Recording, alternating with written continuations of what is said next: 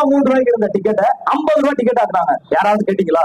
என்ன கொடுமையான விஷயம். நம்ம என்ன 50 ரூபாய்க்கு டிக்கெட் எடுத்து ஒரு 5 கிலோமீட்டர் 10 கிலோமீட்டர் என்ன டிராவலா பண்றோம்? கிடையாது.